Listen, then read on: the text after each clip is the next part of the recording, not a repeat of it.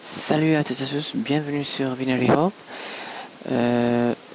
Dans la vidéo précédente, ou plutôt dans les deux vidéos précédentes, je vous ai montré comment définir une fonction et comment utiliser une fonction. Et on a parlé aussi du passage par valeur.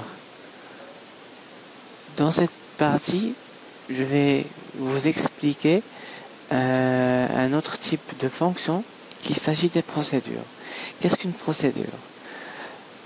On sait bien que pour définir une fonction, nous avons besoin du nom de la fonction et si la fonction requiert des paramètres, alors on les met dans le champ des paramètres et finalement on écrit le type de retour, le type de la variable ou plutôt de la valeur qu'on retourne dans la fin de la fonction. Pour les procédures, ce sont des fonctions qui ne retournent aucune valeur. Ça veut dire qu'il n'y a pas de ligne qui contient le mot de return. Dans ce cas-là, pour montrer au compilateur qu'il s'agit d'une procédure, à la place d'écrire le type de retour, puisqu'on n'a aucune valeur retournée, on écrit tout simplement void. Void, c'est un mot anglais qui signifie le vide. Ça veut dire qu'elle ne retourne rien. Donc, la question qui se pose, c'est comment on va appeler cette fonction-là. C'est simple. Je vais créer une procédure qui permet d'afficher la valeur d'un nombre entier donné. Donc, tout d'abord, j'écris void, puis le nom de la fonction, donc affiche nombre, et dans la section des paramètres, puisque je vais afficher un nombre entier, donc j'écris ici int n, j'ouvre les accolades et je ferme les accolades,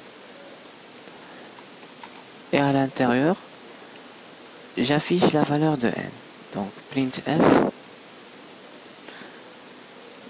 le nombre est, et j'effectue un retour dans la ligne ici, et là j'afficherai la valeur de la variable mise en paramètre. Et voilà. Donc comment je vais utiliser cette procédure là? C'est simple, on écrit tout simplement le nom de la fonction de la procédure, j'ouvre les parenthèses et je les ferme, point virgule, et là je lui donne la valeur que j'ai dans qui correspond au type de la variable déclarée dans la section des paramètres, puisque ici